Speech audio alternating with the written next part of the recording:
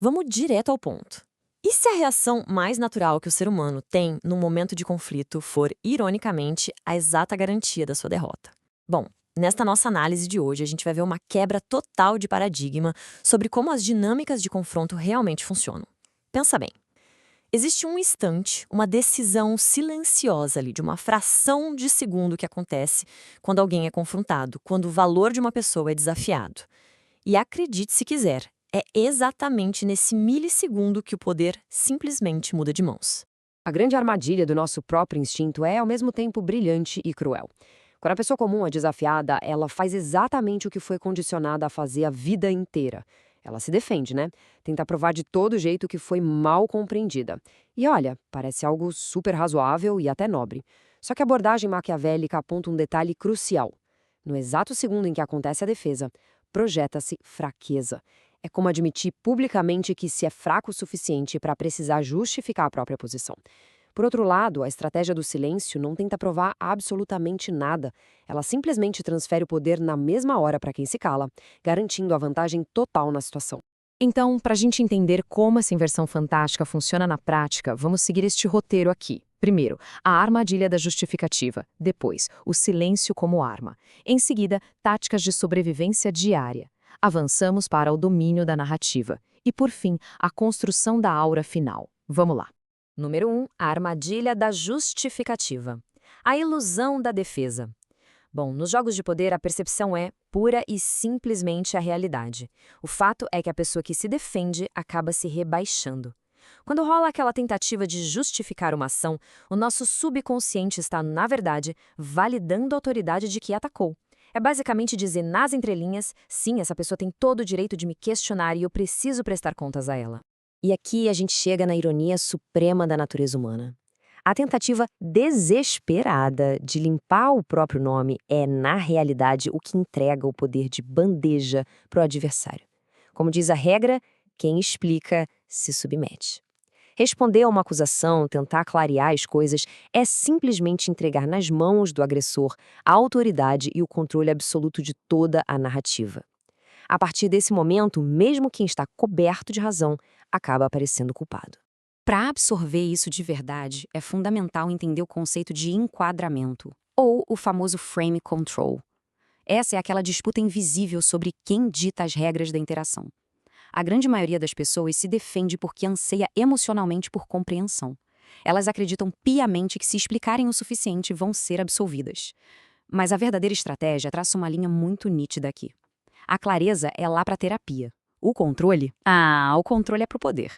O poder real não vem de ser perfeitamente compreendido. Ele vem de ser temido, de ser respeitado e, acima de tudo, de ser mantido numa posição totalmente intocável. Passando para o número 2, o silêncio como arma. A resposta imperturbável.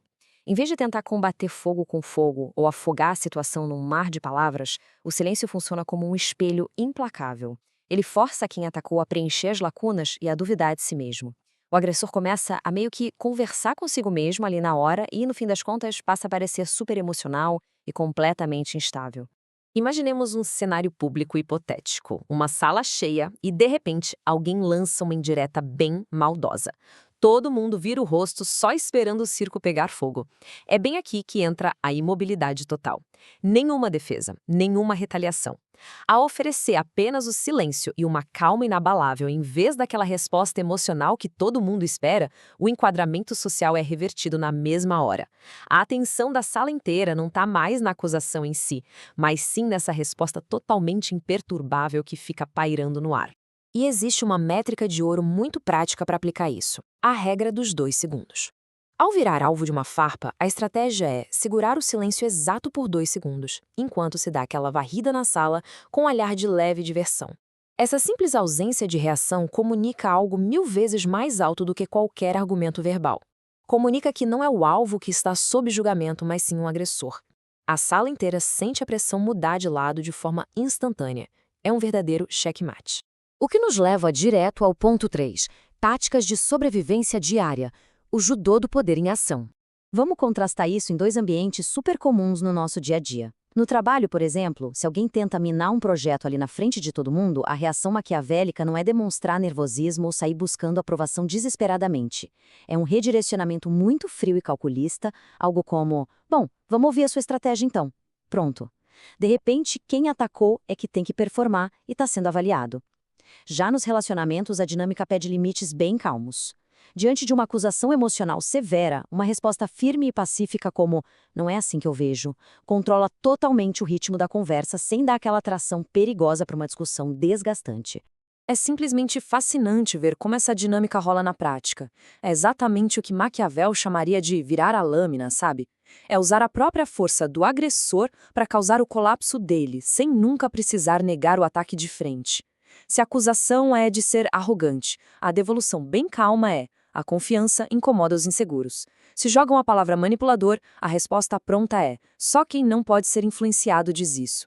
Repara que a acusação inicial perde todo o ar e é transformada na própria insegurança do adversário. É uma sacada genial.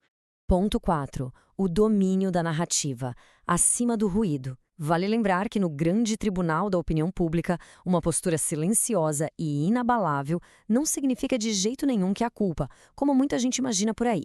Muito pelo contrário, ela impõe medo e impõe respeito. O verdadeiro estrategista sabe que parecer composto demais para se deixar abalar é simplesmente a melhor blindagem possível que se pode construir. E para manter esse domínio todo, o arsenal do estrategista conta com 3 ferramentas absolutamente essenciais e inegociáveis. Primeiro, o silêncio, que atua como padrão, deixando o agressor sem respostas e jogado aos leões do próprio eco. Segundo, a deflexão, que pega aquela narrativa imposta e a reenquadra imediatamente a favor do alvo. E terceiro, os cortes de precisão, que são aquelas verdades curtinhas, super afiadas, entregues sem nenhuma gota de emoção ou daquele desespero por validação externa. O truque mestre aqui brilha demais na arena digital, onde qualquer coisinha escala numa velocidade absurda. O objetivo não é fazer aquele controle de danos convencional. Se rola um ataque online, a regra de ouro é claríssima: não explique. É incrível como a gente pode transformar a toxicidade em uma prova viva de status intocável. A acusação é reenquadrada como um verdadeiro emblema de poder. Desse jeito, quem atacou acaba parecendo só amargurado e obcecado, enquanto a figura que recebe o ataque se eleva sem fazer o menor esforço aparente. E assim chegamos ao número 5, a construção da aura final, de forte a intocável. Pessoal, essa é a transição definitiva.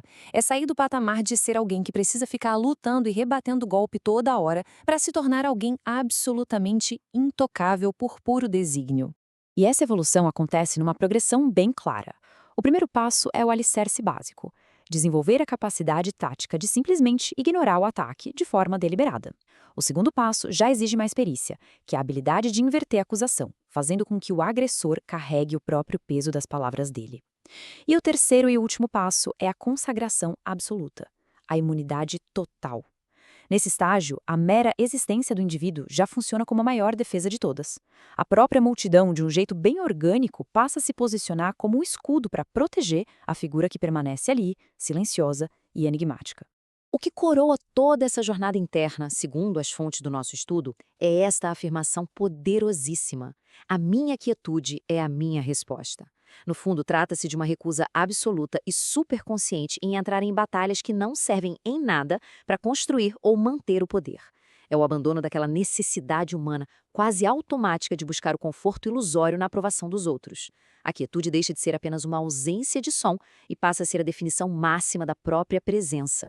E para a gente encerrar, fica esta provocação final, que não apenas resume tudo o que vimos hoje, mas também dá aquela expandida na forma como enxergamos o mundo ao nosso redor. Força que reage ou imunidade que silencia? Qual é o verdadeiro poder? Olha, existe um abismo colossal de diferença entre sobreviver a um ataque usando escudos e transcendê-lo completamente através da imobilidade. A força ainda entra na arena suando, se desgastando para lutar. Já a imunidade? Bom, a imunidade encerra a discussão antes mesmo de o primeiro golpe ser lançado.